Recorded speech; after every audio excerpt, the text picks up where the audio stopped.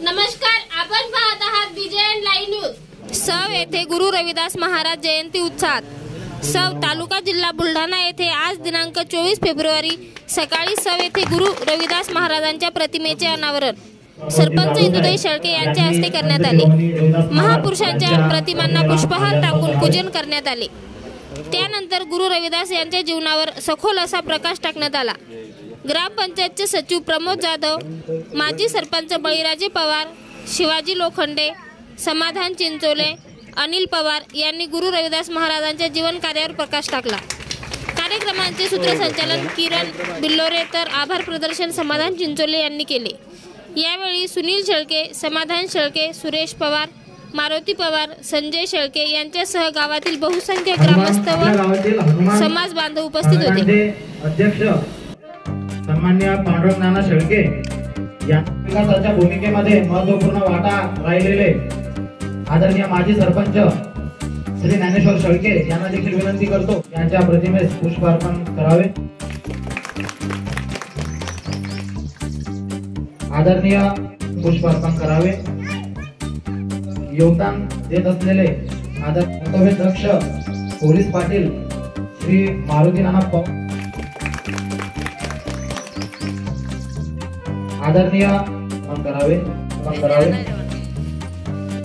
करतो की त्यांनी या ठिकाणी समोर येऊन पुष्पार्पण करावे।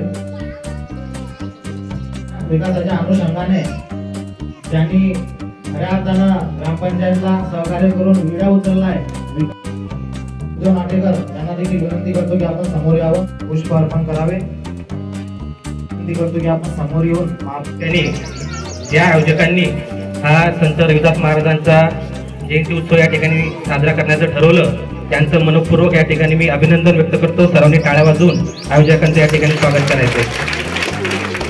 ज्या पद्धतीनं आपण 19 फेब्रुवारी 2024ला छत्रपती शिवाजी महाराजांची जयंती मोठ्या उत्साहात थाटात साजरी केली त्याची चर्चा ही पंचक्रोशीत आहे। पंचक्रोशीतच नव्हे तर संपूर्ण जिल्ह्यामध्ये त्याची चर्चा आहे की एका छोट्याशा सव गावाने अतिशय उत्साहात आणि अतिशय मोठ्या प्रमाणात सर्व धर्म सर्व जाती सोबत घेऊन जी जयंती साजरी केली त्याबद्दल सुद्धा परत एकदा गावकऱ्यांचं सुद्धा मी अभिनंदन करतो। त्याबद्दल सुद्धा सर्वांनी टाळ्या वाजवायचे।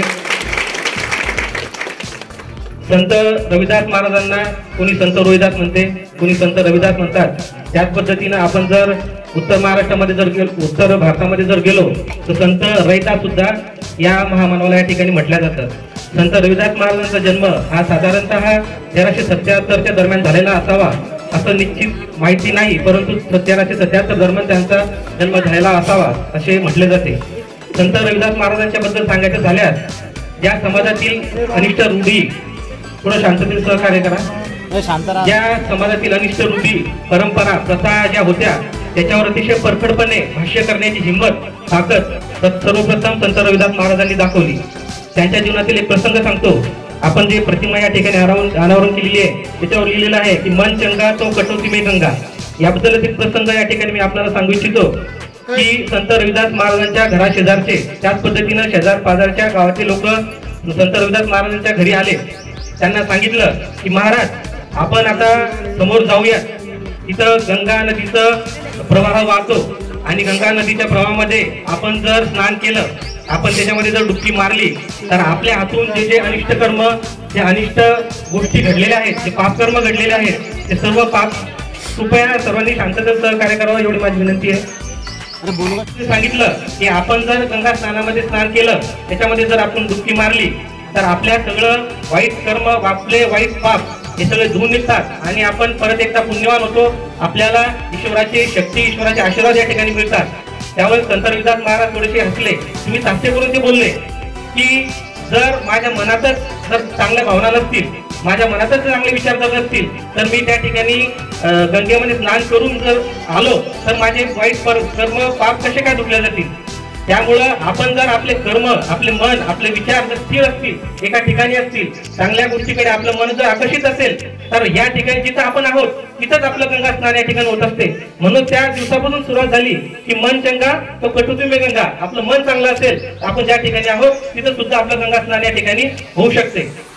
त्यांचे असे विचार होते, परखड विचार होते की कुठलाही माणूस हा जन्माने पवित्र होत नाही, कुठलाही माणूस हा जन्माने श्रेष्ठ होत नाही, तर माणसाचे कर्म, माणसाचे विचार हे त्या माणसाला चांगल्या गोष्टीकडे, चांगल्या श्रेष्ठत्वाकडे घेऊन जात असतात.